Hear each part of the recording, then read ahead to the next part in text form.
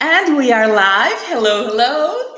This is Jessiepineda, and the show today is Stop Telling Yourself Stories. We usually say in Spanish, Deja de contarte cuentos. But today, our guest, I have a beautiful guest, beautiful both physically and energetically. I have the pleasure of knowing her in person, and she's absolutely amazing. Sarah Grandinetti. Sarah, thank you so much for being here with us today. You're going to make my mascara get all messed up already? Save that for the end. Thank you. I'm grateful to be here. It is really, really great having you here. I was just telling Sarah off camera that I'm so excited, that I'm giddy, that I was, since you said yes to this invitation, I haven't stopped thinking about it. I'm perceiving the energy of it because I know how much you have to share with us and anyone who is willing to listen and to receive the great invitation that you are, Sarah. And I always tell all of our audience before we begin that although we go to the story of the guests, we do go to the story, we do go to the places of their childhood and their stories that they used to tell themselves. The idea is not to tell the drama or the pain of it, but actually to go to the recognition that there is something different, even though sometimes in your life you might have chosen drama, because let's face it, who hasn't, right? I was really good at trauma and drama, like really good at it. So yes, definitely. And we can talk about any of it. I would love for you, Sarah, to tell us a little bit about your childhood. Who were you when you were a little kid? What were you like? Wow. I think I came in telling people what to do. So I'm pretty sure I told the nurses, like, don't hold me that way. I was very much a leader growing up. And was pegged as bossy. And so I like, if we were going to play house, I had to be the mom. If we were going to play, school, I had to be the teacher. And I probably was also the kid who didn't want to play if I didn't get to my way. So I fought that story for a really long time, actually. And it until I opened up to what was possible beyond it, because then I started to perceive the judgments of it. And so I shut all those capacities down for a really long time. But I grew up in Orange County, California. I have a younger brother and an older brother, one of which a lot of you know, Dr. Dane here. And Dane had a different mom, so he would go off to his mom's house like every other weekend, and I stayed with my parents. I went to a Christian school most of my life, and I played a lot of sports. I think for the first 15 years of my life, I'm pretty sure my parents were like, I didn't wear a dress. I didn't want anything to do with hair and makeup. I always say that if my parents had to like choose between beauty industry professional or lesbian, they probably would have gone with lesbian. Because I wore only boys' clothes and was super athletic and only had boyfriends because all the girls were doing all the drama and I wanted nothing to do with that at that time. I found it later, though. I really did. What else? I mean, my parents divorced when I was 15, which was one of my biggest stories that I limited myself with. I told myself the story, like used that as the jumping off point for everything. And it was like my excuse for everything. Well, this happened to me. Well, this trauma and drama happened to me. So that's why I can't choose that, or I can't be that, or I can't succeed at that, or whatever, because that divorce was very nasty. And the kids got really drawn into it and played against the middle, like two sides against the middle kind of shit. I mean, what else? I mean, I don't know. Yeah, there's actually a lot in what you told us, because starting with the Christian school, you probably bought yourself a lot of stories there. What you were told what to do, what was right, what was not. And that's a very limiting energy, right? I know it because I grew up in Catholic schools too. So I know that the story that I was told all of the time was everything that was wrong, anything that had to do with the other gender was wrong, was forbidden. They needed to be kept away because they were the devil. I know that I needed to care for my body as a temple and not as a friend. So I told myself a lot of stories there. Did you get any of these stories into your life? I have a really great story. So this might be like a Sarah expose story, but so I started my menstruation cycle very young. I was like 11 years old. I had a trauma happen at school. I fell. Well, a boy pulled a chair out from underneath me, probably because I had beat him in basketball the day before. That's my theory. And so I hit the ground, and it provoked my body to start my period. And so shortly after that, my mom found out, like maybe 2 or 3 months in, that from the day I started, I had never stopped. But I didn't have any information. No one talked to me about that. I just thought I was going to have this situation going on for all of life. I had no idea. I was 11. And finally she said, "Are you still having your period?" And I was like, "Well, yeah." And she goes, "Oh, we need to do something about this. This will tie in, I promise." So they take me to the doctor, and the doctor decides that I need to be on certain medication, right? Well, what I didn't know was that medication was birth control. Okay. No one told me. No one was talking to kids and giving them information. So I went off to church camp with my birth control, with no understanding of why that would be very wrong and alarming for everybody at church camp.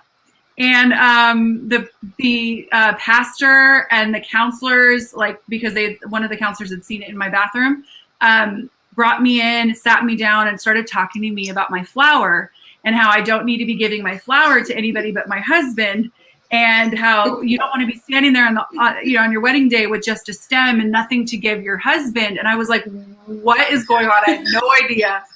And it was because they thought I was having sex at 11 years old and had birth control. Yeah. So what a way to make a kid wrong, right? Yeah. Not asking, not knowing anything, but just the fact that you had the pills, that made you wrong. Yeah. Yeah.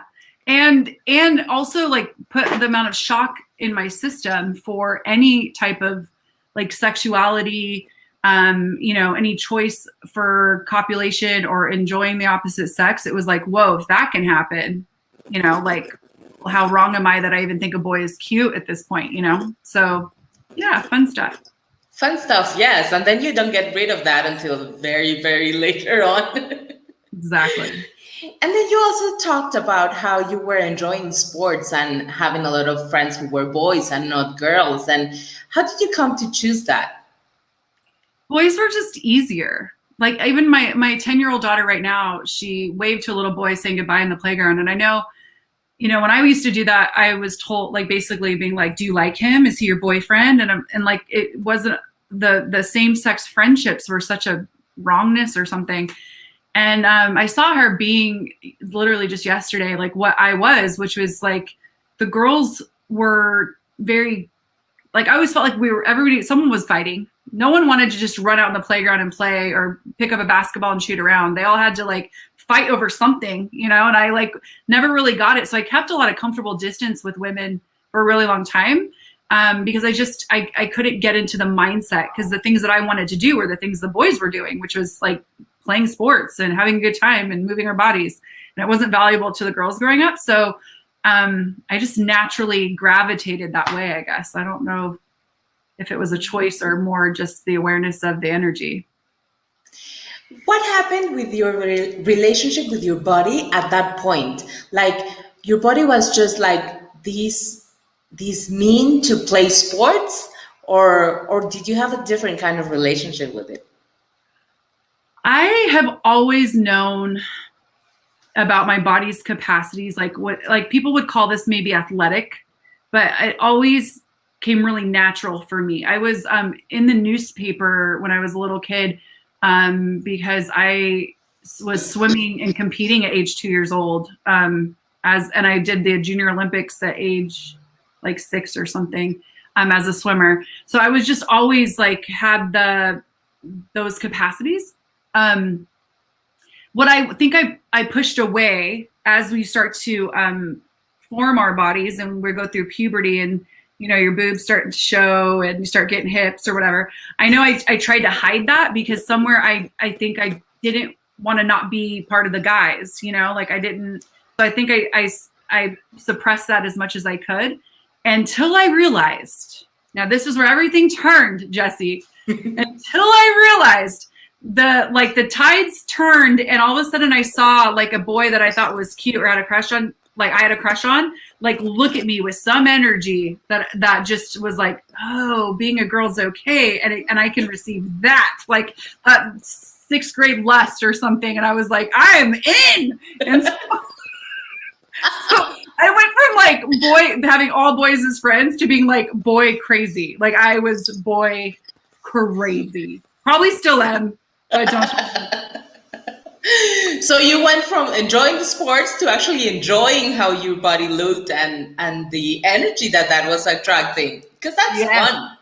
Yes. Probably an attention whore at some point. Because I think that's such a weird time. Like I have a 13-year-old daughter right now and I watch her like wear big baggy clothes and she is kind of, if there were one of them that was like kind of shaping themselves similar to my body type, she's doing that. So she has like a rounder booty. If she saw this, she would die. So we won't tell her. You know, she's got fuller hips and, you know, like a womanly figure already. And I see her trying to kind of deal with that because it activates something just in the shape of a woman, I guess. You know, they start to get that early. The lust is a little bit different when they actually look like a woman already, you know? And she's turning it down. I went the other way. I turned it all the way up. Like hitting the volume button, you know? More. My dad didn't like it. My dad was a police officer and very controlling and definitely didn't like the attention I would get, which is probably what made me want it more. I'm not going to lie, parents. You got to watch like what you project because the kids are like, oh, you don't like this? Well, let me do it some more, you know? And I love what you said, that you at some point you wanted so much attention that you turn it up, that you probably turned into an attention whore. And then combine that with the fact that your parents got divorced at 15. Did that have anything to do one with the other?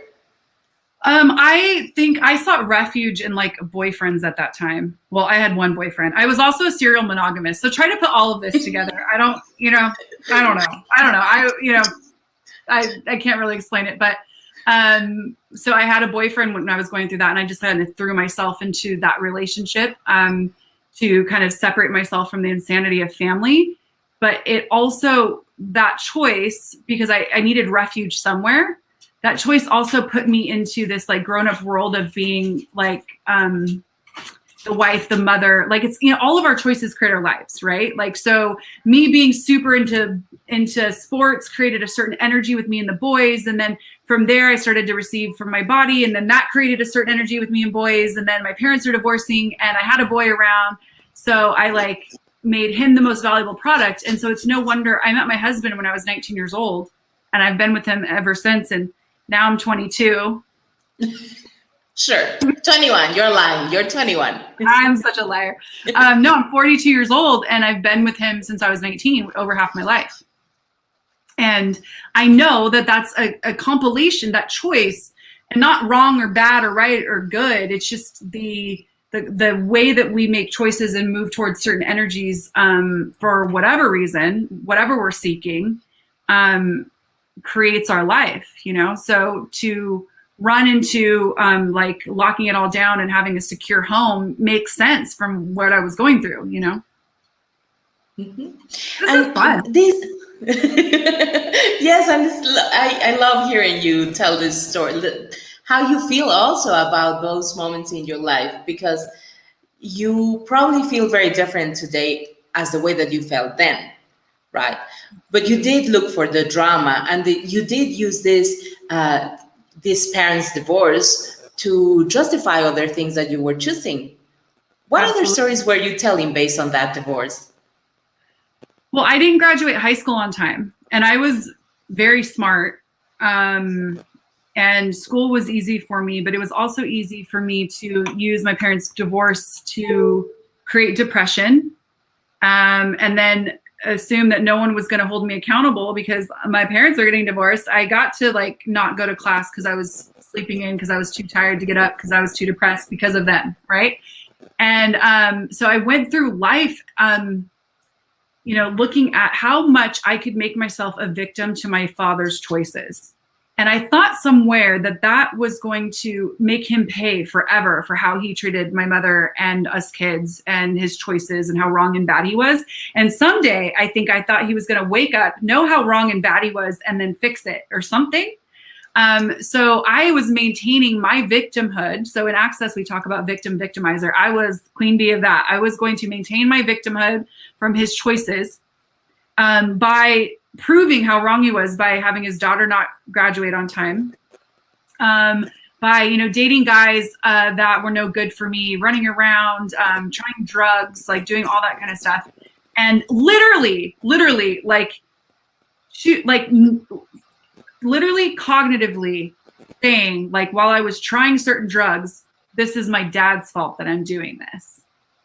And it was one day that I woke up. I don't even know what happened, but there was an epiphany, and I looked at the future I was creating, and I was like, wow, I'm going to be the one living this life, not him.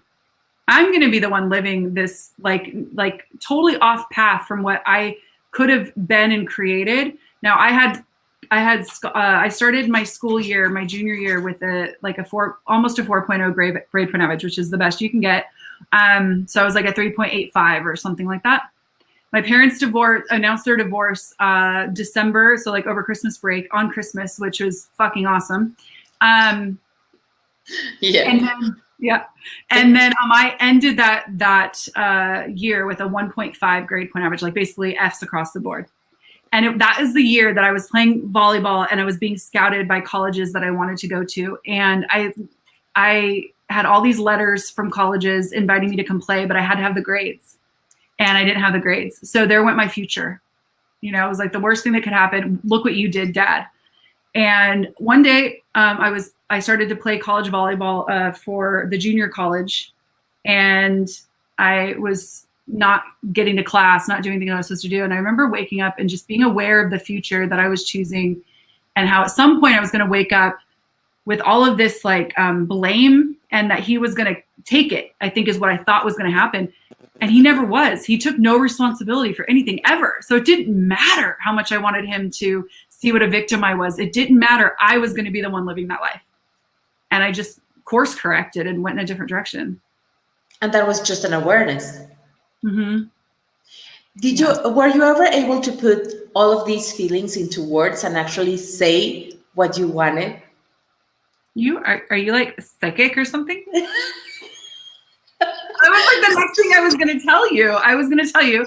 I sat down and wrote my dad a letter for like telling him I forgave him. I think I was like 19 years old, I think. And I just said, basically you no longer get to be the one making my decisions through me, like you don't get to and that I forgive you.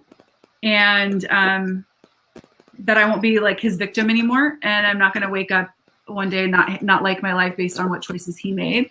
And I sent that letter off, and I sent it to his mistress as well and told her I forgave her for everything she did. Now, it wasn't about the cheating as much as how his mistress treated me. It was real nasty. The mistress tried to run me and my mom off the road. Wow. Right. She did run us off the road in her car. We're talking sitcom, maybe telenovela. Okay? Telenovela real dramatic. Okay. And so I wrote her a letter too, and just put all the words to paper. I don't know if they ever read it. I never heard anything back, but I got to be free of all of it by doing that. How did you start changing your choices from there? Once that you noticed that you needed to take a different course so your life would be actually different from the one that you were creating, do you remember the steps that you started taking?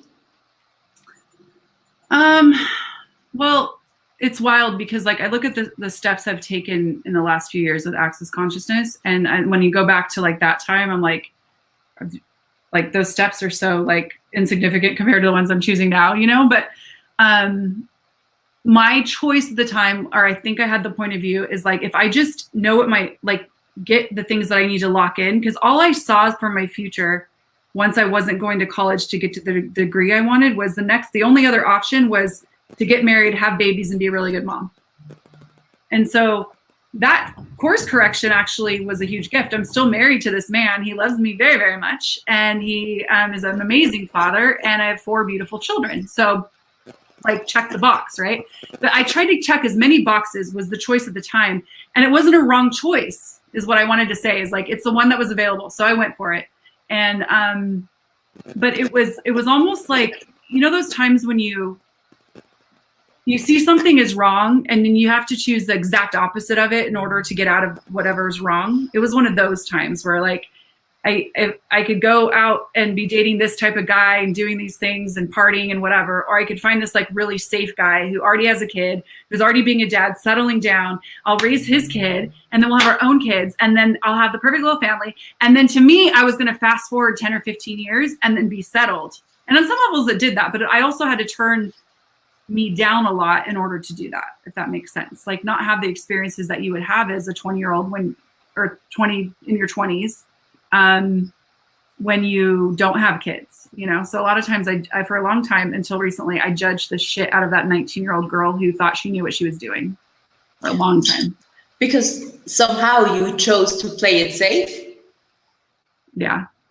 Yeah. Because it was either safe or completely wild and off the Richter scale, you know, because I had so much anger and so much anger was probably potency that I was identifying as anger, but I was so in so much blame. And when I talk about blame now, I in classes, I'll say, you know, it's like having your future out front and it's parked out front and it's a Ferrari sports car. Okay. And you have the keys to either drive it or hand the keys to someone else and there's no back seat in that car. So just follow along. But you get in the back seat of your reality and the person you're blaming gets to drive it. And so do you want to be the one driving or do you want to hand the keys to someone else? Because the blame game literally is giving someone else power and potency in your life for your decisions. And that's what I was doing with my dad. And so the only thing that I knew at the time to rectify that was like to know that my future kids that I didn't have yet were not going to have the same dad. That was the only thing that I knew. I was like, let me find a dad for the kids that I don't have yet.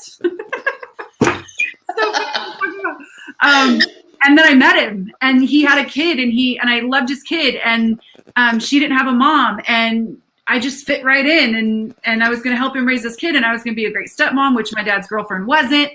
And I was going to be like settled and then I could start my life the way that I wanted and no longer be a child to my parents.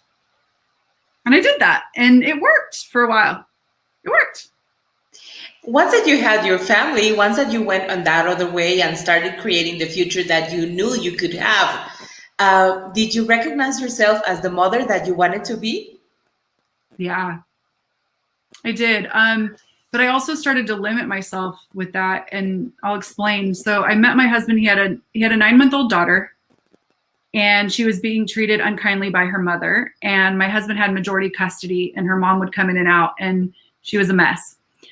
And I just dove into this kid, and it gave me purpose. It gave me so much, and she just became the light of my life. And then we ended up having our son like 3 years later. So I tell you that because I had stamped good mom on my forehead. And I was going to be at everything. I was going to be the class mom. I was going to, you know, all the while still like building my beauty career or whatever. But there was going to be no shoe untied by me. You know what I mean? No performance not seen by me. I was going to be the good, perfect mom and support him in being the good, perfect dad. And when you do that, you just take choice out of the equation completely. Like anywhere you're trying to be good and perfect, like you have to hold yourself to such a standard that allows no new choices to show up. And so I achieved that, and it wasn't enough for me. And I started to I owned my salon in LA by this time. I had beautiful children. I owned a home. I had checked all these boxes of what the old victim of me thought that if I check these boxes, then I will be like happy, basically. And started to wake up to like realizing how unhappy I was and how unfulfilled I was. And the first thing that had to go, and listen, ladies, if you're listening to this, like this might, ruffle your feathers, but the very first thing that had to go was being a good mom. I had to let go of what my judgments of being a good mom was in order to have me, because that one is so strongly held and so judged. And my life changed, and we're fast forwarding now, but my life changed the minute I was willing to not have to be judged as a good mom. And instead be a great mom. Yeah. But we put so many expectations into what a mom should be that we stop being ourselves and we choose our kids first and we do everything for them and we stop choosing ourselves, right? 100%. Yeah. And you learn what a good mom is and what your judgments of a bad mom are a lot by the mom that you have. So like, are you trying to emulate and be like your mom, or are you trying to never be like your mom? You know what I mean? And same with your dad. Like parenting is kind of an umbrella topic. And so you judge yourself and then you look around at your circle and you see how other parents are being with their kids and whether you're going to compete with that, you're going to compliment that, you're going to align and agree or resist and react with that. And then there's also the measure of, is your kid falling in line? Is your kid a good kid? Because that means you're a good mom. But what if your kid just wants to be an asshole? And it doesn't matter what kind of mom, it doesn't matter what kind of mom you're being, your kid's just going to be an asshole. Like that has nothing to do with you. That's your kid's choice. So you start to peel those parts, like those things apart and look at like, who am I if mom isn't the first title I give myself, like, who am I? And those are some major questions, which is why, like, when a lot of kids leave the nest, like the parents divorce or something, or the mom goes, like cuckoo, dropping her kids off at school because she doesn't know who she is unless she's being a mom. And that brings a story to me. I used to tell my daughter that I needed to do her hair every day because the way that she looked portrayed on me, and she wanted to wear it down, and I wouldn't let her because she didn't look as clean and as fancy as she could look. So I always had to do her hair. So that was something that I always joke with, like, it's not for you, it's for me, because people are going to talk about the kind of mother that I am, letting you go to school with your hair down. Oh, but it's not. That is, girl, you are preaching to the choir over here. I'm a hairstylist, so talk about the level of control that I used to do with hair. Okay, and oh my god, I remember my son wanting these light up tennis shoes that were just so exciting for him. But they did not meet the standards of which I was dressing him in. And I literally told this little 4-year-old kid that he could not have light up tennis shoes that had fire trucks on them because they didn't match the aesthetic that I wanted to present. Okay, so I get you. And what's so funny is that was the thing that I would fight with him the most is clean clothes, clean hair, clean teeth. And then you can go. And that was totally about the reflection of me. And in using the access tools and getting out of my points of view or my fear of others judging me, I'm just grateful if they have 2 socks on now and they're toothbrushed. I mean, and the funny part is that it's less work. They're actually happier because they have choice and there's not a dictator in the house in the morning. And I'm caring less about judgment and I'm more putting that energy into creating my life. And it's really fun to watch people have an opinion about my kid that might go to school without her hair brushed or her clothes might not match. Her socks definitely don't match. And she might even smell. By Friday, she might smell. But then they meet me and how I present myself. And it's a whole nother world of judgment. I was thinking I was avoiding the judgment by dressing them appropriately or making sure I controlled that. But now that I don't control it, it's like they see me and then they judge me for caring more about me and my aesthetic than my kids. And I'm just like you can't win. It's going to be there regardless. What kind of life do you want to live? That is too funny because it's true. They meet you and it's this doesn't match, right? Yeah. Yeah. And at that point, when you started recognizing that you could start doing something different as a mom, different in your life, how is it that you chose access? Because I know that it was a choice. I mean, you knew about it before, you hadn't chosen it before, but then what energy showed up that made you choose or that led you to choose starting Access? So I first got my bars run in the year 2000. And then I knew that weird stuff that my brother Dane does was because he's weird, and I was committed to being normal. And by this time I had, I might have been pregnant with my first child, my firstborn child out of me. And so then in like 2008, he called me and he was going to facilitate his first level 2-3, which is now COP. And he's like, hey, I'd really like you to come to this class. It's going to be in California, but you need to do bars and foundation. So I went to bars and foundation in Santa Barbara with Shannon O'Hara, and then got to go to his level 2 and 3 the very next weekend. So it was like dive into the deep end, right? And my world got turned so upside down in those classes that I grabbed onto the wheel really tight and was like, if I go any further, I won't be normal. So I was committed to normal. And I started to like kind of go that direction of like, whoa, my brother's the weird one. I'm normal. I can't do this stuff because I'm normal. Hello. So it was 2015 that I woke up one morning, having gone to classes all these years, like just kind of stayed in the background. I'm such a loud person, but I would go into Access and I would just like hide because I was normal and everybody else was weird, right? And so then in 2015, I woke up one morning to an email from my husband telling me that our finances were in the shitter and all of our accounts were in the red and we had no money. And I had no idea that like he had kept that from me. I had no idea. I still to this day don't even know how that all happened. Although I think the universe had a plan and that was the only way it was going to get my attention. So in the past, whenever we would hit a financial hiccup, I would call my rich older brother. He would give me money. I would fix it. And so I just kept this loop of being pathetic and creating problems that he could fix so I could feel connected to his reality. And this time was different. I just made a new demand and I was like, you know what? No. So I called him and I said, hey, this is going on and I'm scared shitless, but I can't let you fix this one. And he said, okay. And what he did for me that day was he said, Sarah, he's like, it's not like, no, you and the kids will never be hungry and you'll never be homeless. And so if that can take some fear out of your world, he's like, just know I have your back and I'm here. And that was the greatest thing he could have told me because those are the two things that I was most afraid about, you know, as a mom. And so I just took a hold of the finances. I learned everything that needed to be paid and how much money we had coming in, which I didn't have any idea at this point. I'd been with him since I was 19 and just handed everything to him, right? He's older. So he like already knew how to pay credit card bills and pay rent and all that. I didn't know. So now I'm a grown-ass woman, 35 years old, 34 years old, and still had never paid a bill. Like I'd never written a check at 34 years old.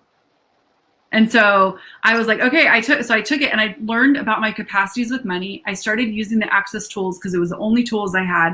I started waking up 30 minutes before the kids and going out in my backyard and watching Dean's Tour of Consciousness videos, applying that tool every day. And within 3 months, we had all the bills paid up and we had $1,000 in savings. And I had no idea that I could create something like that. Like $1,000 at the time would have been $1 million to anybody else. Like it was incredible. And I called Dane and I said, you won't believe this. We have $1,000 and I'm so excited. And he's like, well, are you ready to become a certified facilitator? And at that time, I don't even know if I knew what that was. I was like, yeah, sure. Yeah. And I figured like in a few years, you know, I'd go do that thing he called facilitator thing. And but as my brother does and bees, he, you know, when I said yes, he didn't, you know, sit on that for very long. He had the Access prereq gaggle email me and tell me what my prereqs that I still required were. And the only thing I required was an SOP. And I was like, okay, well, it's probably somewhere far away. I can't afford to travel. So I'm like, I'll still be able to push this off. And then I look up on the website and the next SOP is in Santa Barbara. And Dane texts me and says, hey, Grace Douglas, she was still living in Santa Barbara, said you could stay with her. And so like I literally had no excuses anymore. And I was like, fine, I'm going to go to SOP. But I don't have the money for CF. So like I'll go to SOP, but I can't really travel. I never traveled before. So I was like, I can't really travel to go to like wherever the CF class is. And then Dane's like, yeah, so I'm going to get you your ticket and I'm in, you know, you can do an IOU for CF, which he never collects on. And we'll have you down in Costa Rica in 2 months. And I was like, so it was like an unintentional speedy track to starting to dive in with Access. Wow. And it is amazing how the fact that you started listening to the tools and listening and actually using them one day at a time, one day at a time, one day at a time, actually changed the reality that you had at the moment. So you could no longer tell yourself the story that you couldn't create anything or that you couldn't create more, that you had to stay in that safe place that you had at the moment. That's so true, Jessie. Like I said, I used to wake up at that time. I needed to be inspired somewhere because I was so feeling like I was going to drown otherwise. And I used to go outside in my backyard and we didn't have money to water our grass and we had fruit trees and they were all dying and all the plants were dying. And it was just this really like death was among me. You know what I mean? Like it was just so depressing. But I would get my laptop. It was this old rinky laptop and I would go sit outside my backyard and I would turn on the tour of consciousness. And I would just watch a video of these tools that like Dane had shared with me, but it was like my own intimate time, you know, with that. And I would apply that tool that day. And I'll never forget looking around my backyard one day. And I think the tool was, how does it get any better than this? And I heard it for the first time because I was the idiot that when my brother would say that to me on the phone, I would be like excited about something. He'd go, how does it get better than that? And I'd go, it doesn't. It doesn't get better than this. I'm like, now I'm like, oh my God.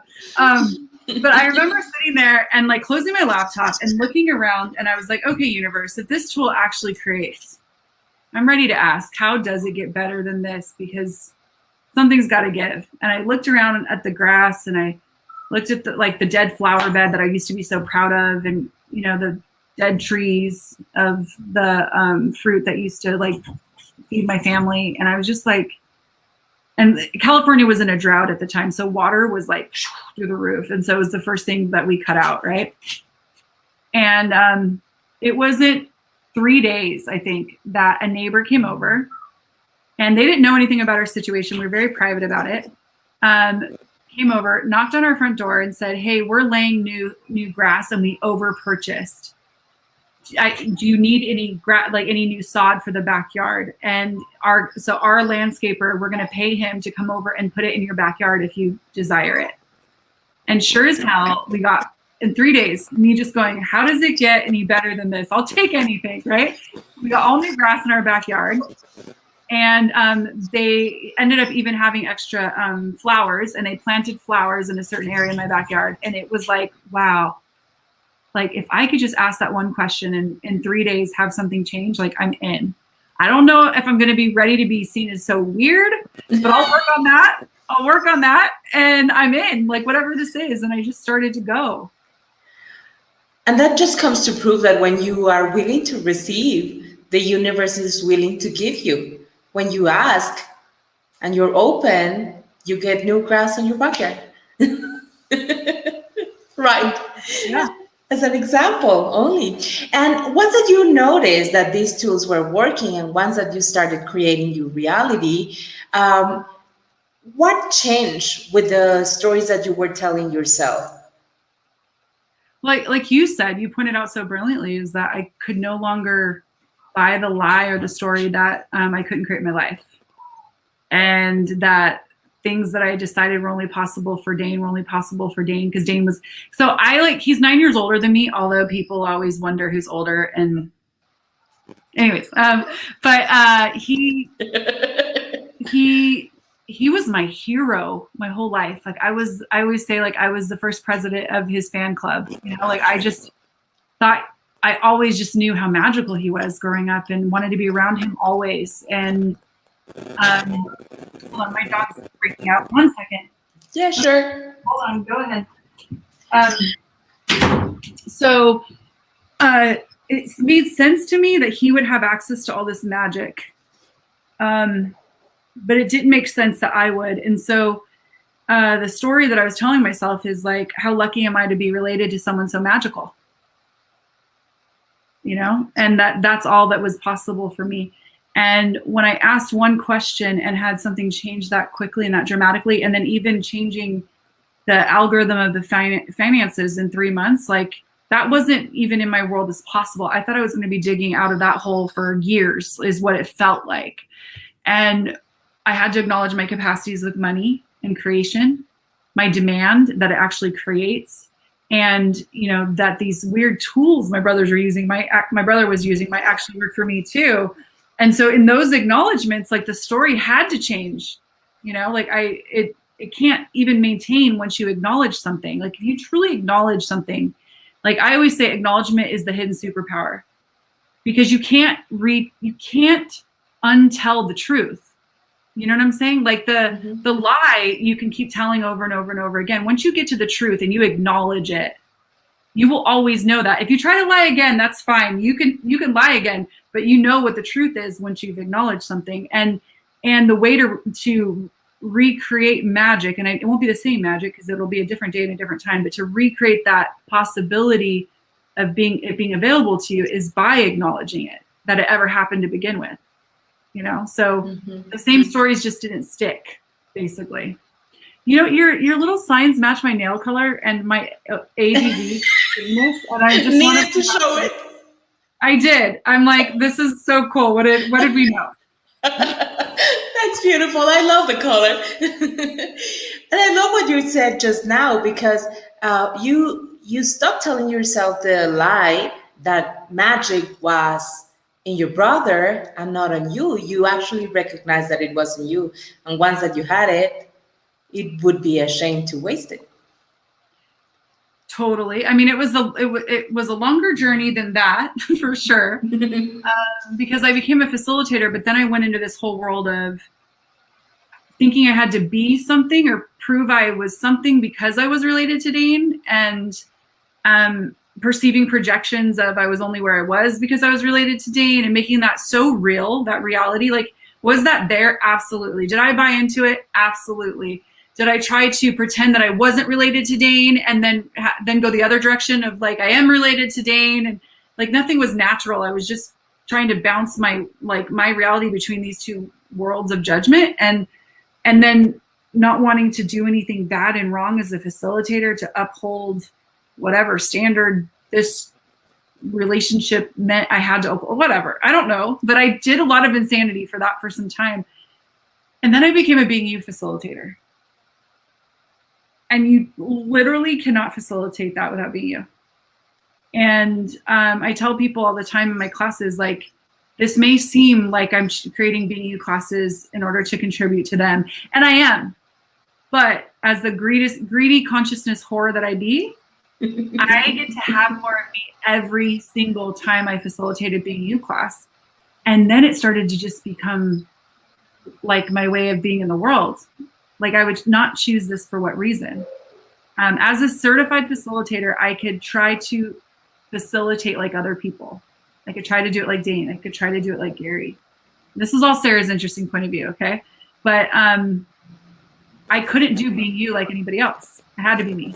And so I really started to get to know the being that is me. And when you experience the pureness, I don't know how to put that into another word, but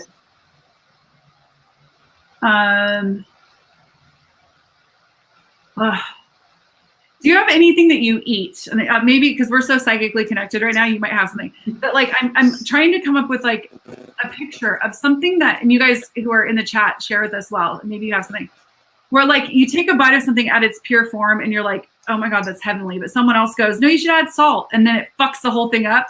Yeah, like the original part of it, the original taste, the original essence of you. Yeah. And I started to like almost like peel back the layers of the seasonings of this reality is what I feel like. Wow. So, but and then I got to taste like me, and I was like, wow, I'm fucking awesome. not from judgment or not from like separation of other people, but like, wow, I wouldn't choose to be this every day. For what reason, you know? And then do I absolutely dive into freaking rabbit holes of darkness and judgment from time to time? Absolutely. Do I overthink things that I could have a lot of ease with if I didn't? Absolutely. But the majority of my days is dancing with the being that is me, that creates so much more joy for the people around me and for me.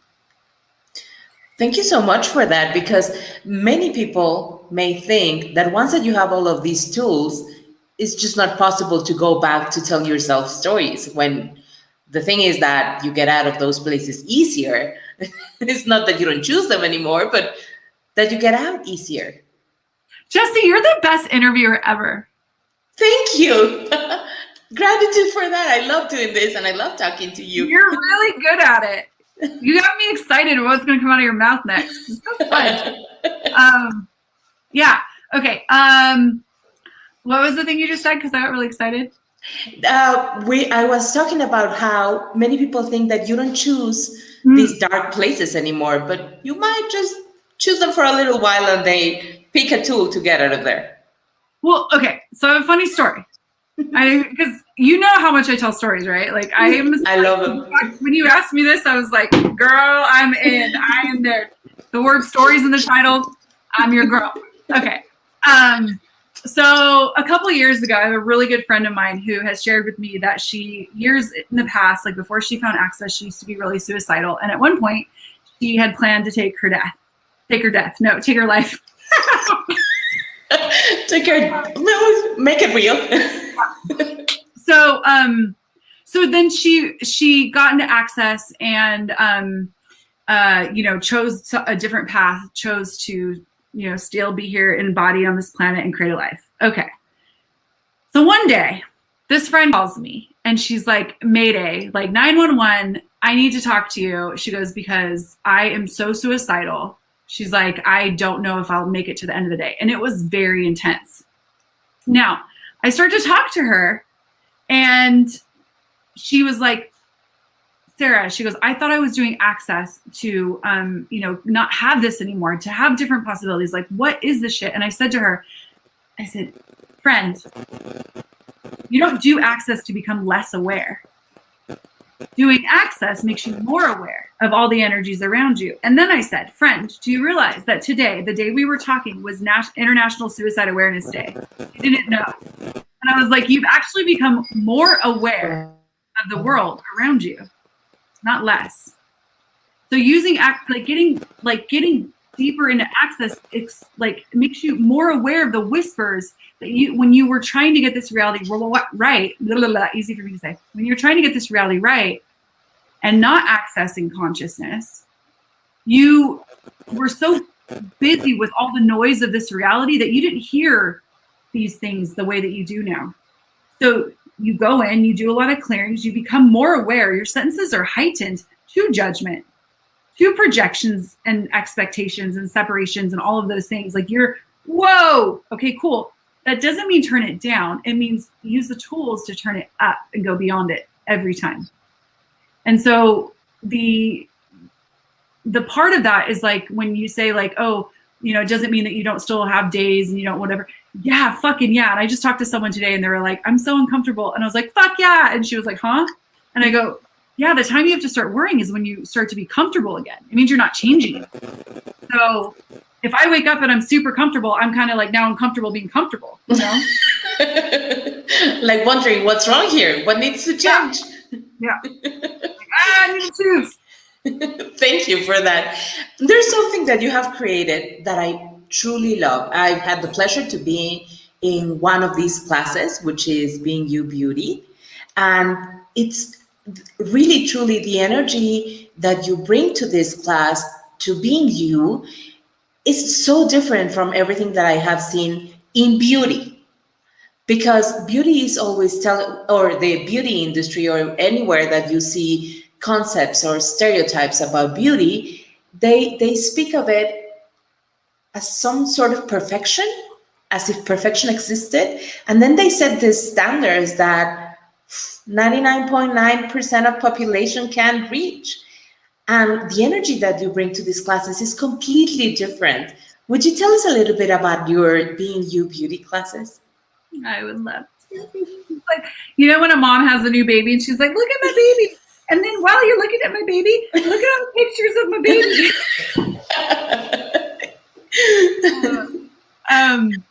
Yes. So I love that you mentioned the beauty standards that are in the world today, because the beauty standards towards perfection are one thing. I've seen changes, right? So we've seen these like body positive movements, right? Like love the skin you're in, self-love, you're still beautiful even though you're overweight. Okay. Which is basically the messages, but it's like, okay, cool, the world's shifting, but really what's going on is people are saying like, it's okay to be you and we'll still see you as beautiful, right? Like, hey, we know you have this thing going on that doesn't, you don't match these guys that are perfect, but it's okay. You could still have the title of beautiful. We'll give it to you. You know what I mean? Or like, it's so wild, but the only way for that to be what is true is we still have to make perfection right. And then they're asking you to accept your imperfection in order to receive your beauty. The only way there's imperfection is if there's perfection. So like, so yeah, right. So if we want to change something, it's not about making something else right. It's about destroying the construct of the judgment that creates it in the first place. Okay, so we can't jump from, and I say this because I am a fuller figured woman. Okay, I'm not a skinny girl. Although sometimes up top, like when I'm just on this, you could totally think that I'm like 120 pounds. I'm not.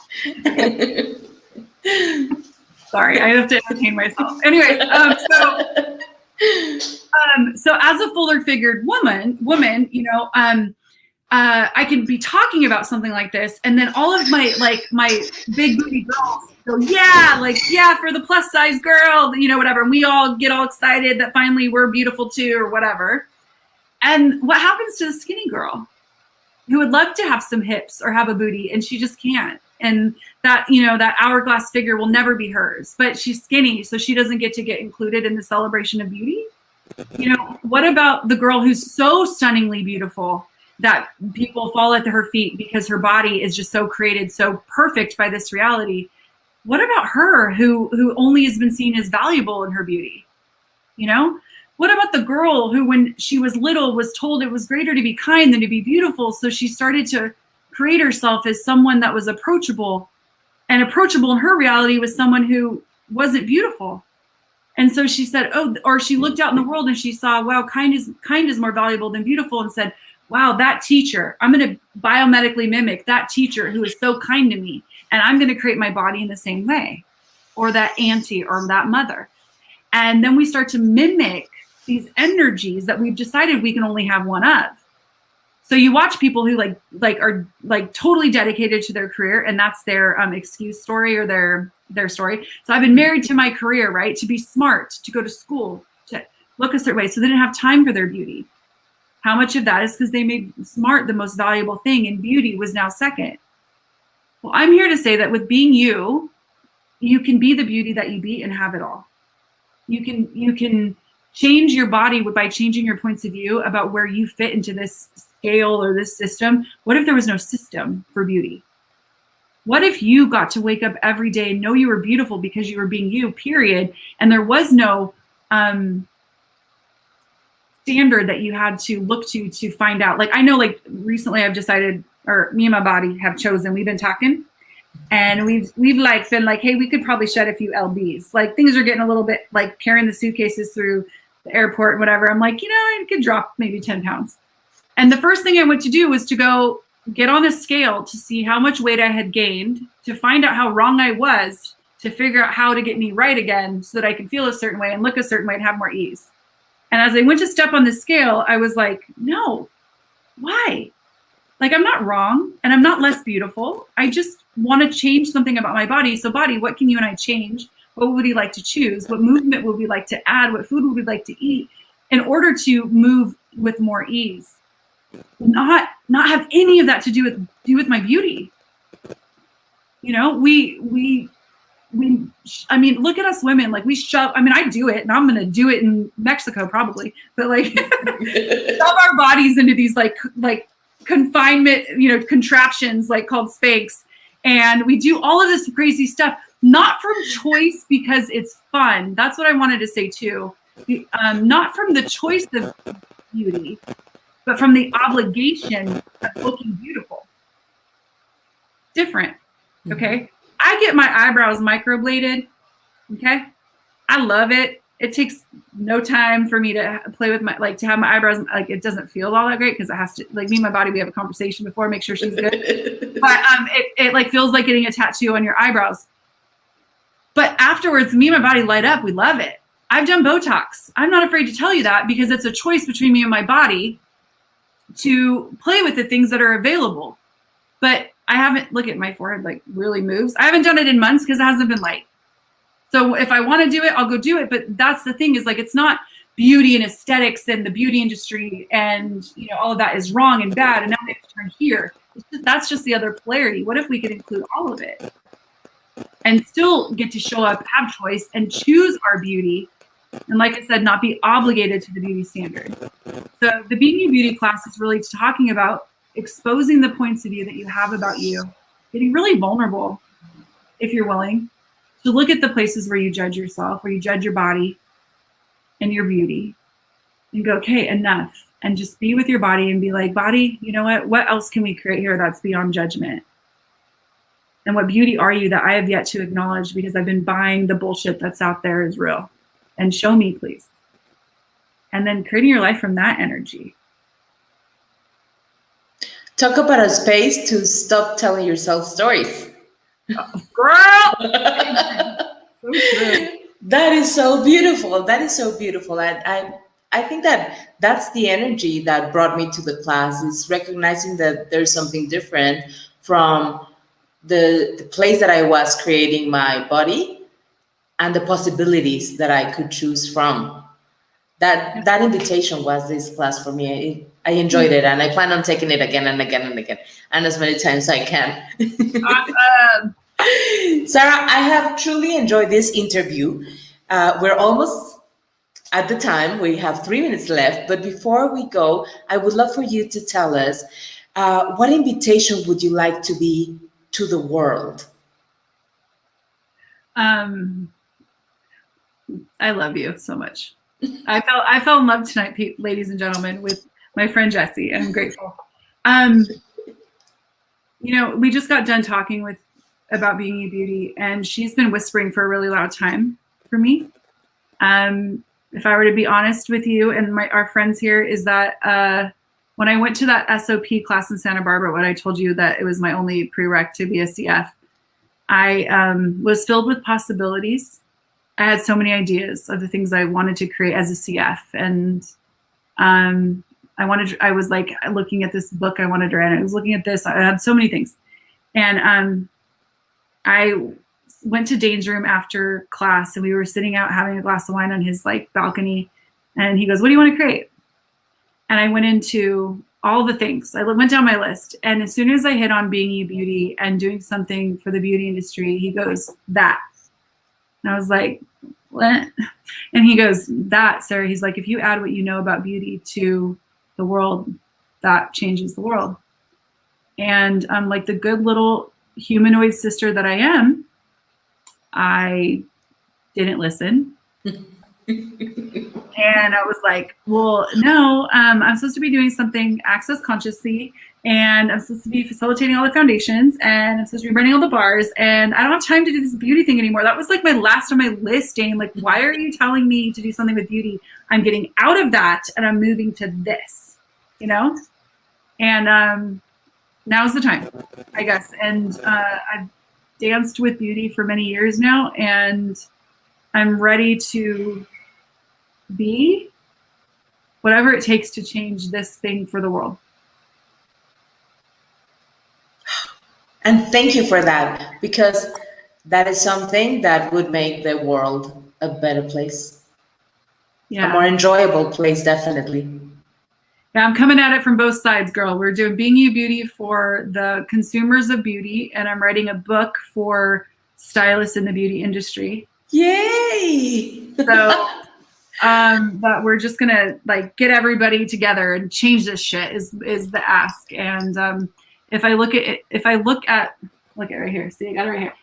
If I look at what this guy's created with this book, how can I tell myself it's not possible? You know, he and Gary have never given up, never given in, and always known something else was possible, and they never lost sight of that. And, you know, really truly taking that as an inspiration to know that they've done all that so that I knew what I could create was possible too. All of us, not just me. Can't wait for that book to come out. I cannot wait for that book. Thank you so much, Sarah, for being here, for coming and joining us and giving us all of this beautiful energy that you are. You're so welcome. I am so grateful. And anytime, if you just want to get on and shoot the shit, please call me. Beautiful. That is so great. Yeah. You can come as many times as you wish. The doors are always open. The screens are always on. Okay, cool. Yeah, you just anytime. Like this morning, I was getting on a live, and Kate, who's in the chat here, I was like, "Hey, Kate, I don't have a brain. Can you come on with me?" She's like, "Sure." And we had so much fun. But it was literally 5 minutes before the live, and she was just ready to jump in. So if you ever find like you're 5 minutes before something and you need a buddy, you just text me, and if I'm available, I'm jumping in. So I'm gonna take you up on that. Thank you, everyone. Thanks everyone who was here with us today live, and everyone who's gonna watch us later.